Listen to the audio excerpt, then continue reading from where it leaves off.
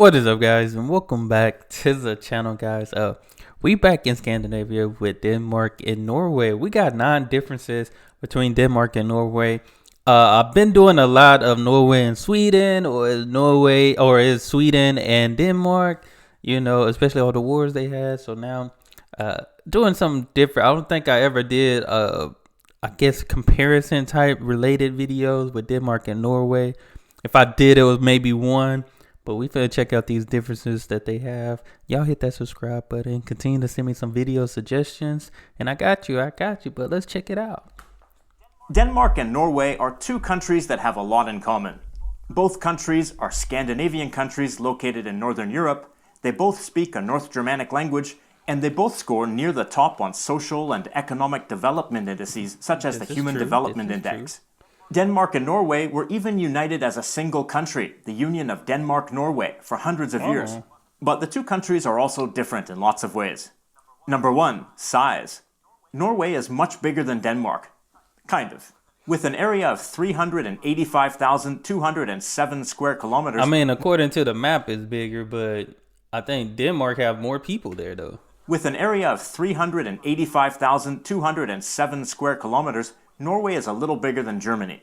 Meanwhile, excluding Greenland and Faroe Islands, which are autonomous countries within the Kingdom of Denmark, Denmark is quite small at just 43,094 square kilometers, about the same size as Estonia or the Netherlands. But if we include Greenland and Faroe Islands, the entire Kingdom of Denmark has an area of 2,210,408 square kilometers. Dang. That's almost 6 times as large as Norway. Number 2, different physical landscapes. Denmark is one of the world's flattest countries, with an average elevation of just 32 meters above sea level. The highest point in the country is just 171 meters above sea level. Norway's terrain is extremely mountainous. So Denmark don't have all these mountains and stuff? Like how Norway and I think Sweden got a lot of mountains. Just 171 meters above sea level. Norway's terrain is extremely mountainous, and the country's average elevation is 460 meters above sea level. The Norwegian mountains are not particularly tall, but the highest point in the country is 2,469 meters above sea level, which is still much taller than the highest point in Denmark. The mountains of Norway are famous for how they reach the coast and drop off into the ocean, where they form dramatic cliffs and are intersected by fjords, long, narrow, deep valleys carved out by glaciers that have melted. The melting glaciers are also responsible for Norway's mountains being so steep and jagged, and for the creation of Norway's huge number of islands, the exact number of which depends on what counts as an island. Counts range from 50,000 to 239,037, a number which includes anything of 10 square meters or more. Denmark, on the other hand, has 403 islands with names and 1,414 islands of more than 100 square meters. As for fjords, Denmark has them, but they're surrounded by hills or flat land rather than steep, jagged mountains. And they were not. I don't think I ever noticed that or knew that Denmark didn't really have like mountains and stuff and fjords. But they're surrounded by hills or flat land rather than steep, jagged mountains. And they were not directly carved out by glaciers. So geologically speaking, they're technically not fjords, but they're commonly referred to as fjords. Number 3, Danes ride their bikes more than Norwegians.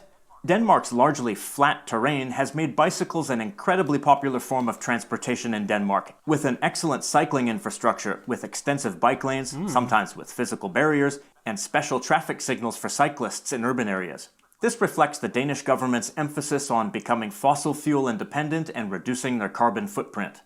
Denmark is second to the Netherlands as a nation of cyclists, and many Danes cycle to work or school. In the capital, Copenhagen, 50% of people commute by bicycle, and Danes cycle an average of 1. I think the Netherlands was all like 70 or 80% just about, because I believe that was the first country I seen when it came to bikes.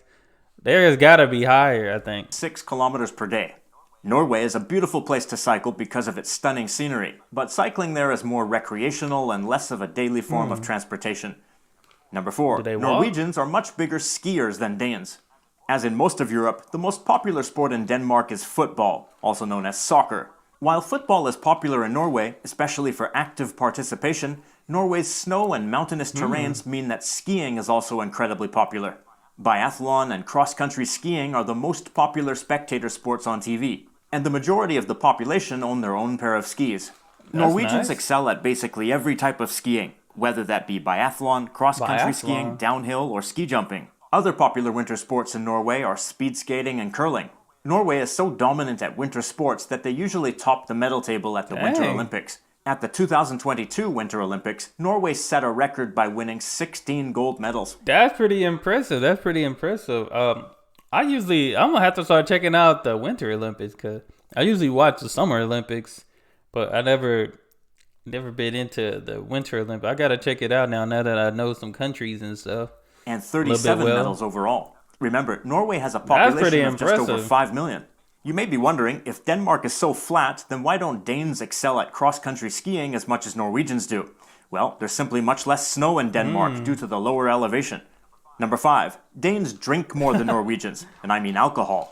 In Denmark, you can buy all kinds of alcohol at convenience stores and supermarkets, and it's common and perfectly legal to drink outside in public. Wow. In Norway, only government-run liquor stores sell beverages with more than 4.7% alcohol. I thought that was all of Europe that they did no alcohol sold at the supermarkets. I thought that was all of them. And at supermarkets, you can't buy alcohol after 8 p.m. on weekdays and 6 p.m. on Saturdays, and you can't buy it at all on Sundays. Your only option outside of those times is to go to a bar and pay the exorbitant prices for a drink. Alcohol prices in Norway are 120% above the Dang. European average, the most expensive in Europe. That's crazy. It's also illegal to drink in public in Norway, something that's unthinkable to Danish beer enthusiasts. Number 6. Historic minorities. In each country, the dominant ethnicity, Danish and Norwegian respectively, make up the vast majority of the population. But there are different minority groups in either country, which reflects their geography. For Denmark, which borders Germany to the south, the most historically important is the German minority of the northern Schleswig area. Schleswig, or Schleswig, was historically a duchy controlled by Denmark, and it had inhabitants who spoke Danish, Frisian, and Low German. Wow. After a war in 1864, Denmark lost all of the territory to Austria and Prussia, but after the First World War, it became divided between Denmark and Germany. Today, the German-speaking population of northern Schleswig is That's a small, good, about 15,000 that's people, still a good amount, but though. German is recognized as a minority language in Denmark. In Norway, almost half of which lies above the Arctic Circle, an important historic minority is the Sami people, yeah. a group of semi-nomadic peoples who traditionally engaged in reindeer herding. The Sami people live across the high Arctic nations of Northern Europe, including Sweden, Finland, and Russia. The Sami people speak Sami languages, a group of related languages in the Uralic language family, meaning they're related to Finnish. Now that we're on the subject of languages, number 7, Denmark and Norway have different official languages. Kind of. Because both languages are part of the North Germanic language family, they're closely related enough to be mutually intelligible Wow. to some extent, especially in writing, and especially for bokmål, one of Norwegian's two main written varieties. For centuries, Norway was ruled by a Danish-speaking elite while part of the Union of Denmark Norway, which was not an equal partnership but dominated by Denmark. After the end of the Union, bokmål was to a large extent adapted from Danish. But despite bokmål and Danish being very similar in writing, the pronunciation of Norwegian and Danish is quite different, making them much less mutually intelligible in speech. For more information, check out this video I made comparing the Norwegian and Danish languages have to check and that this out. one about Norwegian. Number 8, EU I membership. think somebody sent me one of his videos too about languages. I'm gonna have to see, at least about the Danish language. Norwegian and Danish languages, and this one about Norwegian. Number 8, EU membership. Denmark joined the predecessor organization to the European Union in 1973 and remains an EU member today. Though it negotiated certain opt-outs, including the use of its own currency, the kroner, rather than the euro. Norway is not part of the EU. Uh-oh. It narrowly rejected EU membership in a 1994 referendum. But Norway is part of the European Free Trade Association, which means Norwegian goods and people can move freely across Europe and vice versa. Norway also has its own currency, the kroner. But this is not the same as the Danish kroner, so don't get them mixed up if you travel from one country to the other. Number 9, oil wealth. Both countries have developed economies and you are know among that's the all most Norway prosperous right nations in the world. But Norway is wealthier because of its oil production. The petroleum industry generates 40% of Norwegian exports and about 14% of its GDP, though this fluctuates with the price of oil. Norway, in fact, has the highest oil production per capita in the world outside the Middle East. Revenues from the oil industry have allowed the country's sovereign wealth funds to surpass $1 trillion in asset value. That's the equivalent of $190,000 per Norwegian. Dang. Denmark has oil too. In fact, with its 64,000 barrels of oil produced per day, it's the largest oil producer in the EU. I didn't even know Denmark had like oil transport like that. 64,000 barrels of oil produced per day, it's the largest oil producer in the EU, now that the UK has left it. But that's nothing compared to Norway, which produces almost 1.8 million barrels per day. As you can see... Man, I still remember that Norway hit a gold mine with that one. Yes, that's a lot. Denmark and Norway are different in many different ways, despite being sibling countries with many things in common. If you're Norwegian or Danish, what differences do you notice between your country and the other? And to other people, what's something new you learned about Norway or Denmark in this video? Leave your answers in the comments down below. If you want to support this channel and see videos 1 week early, please click the join button next to the subscribe button to find out how you can become a channel member. Denmark and Norway are both Nordic nations. Another Nordic nation is Finland. I'm entirely... Nah, this was good. This was good.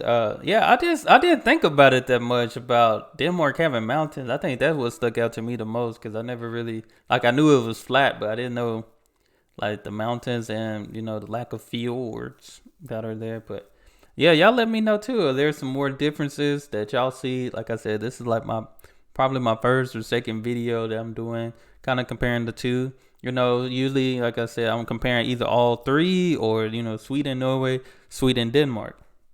So good to kind of tap into Denmark. I've been doing a lot of Denmark here lately and trying to jump into some Norway, I know a lot about Sweden, so I'm trying to figure and learn a lot as much as I can because that's my goal. That's my goal to visit all three when I come down there. So, but that's all I have for this video, guys. Y'all make sure y'all hit that subscribe button, send down those recommendations, and y'all be blessed, be the best, and be you. I'm out.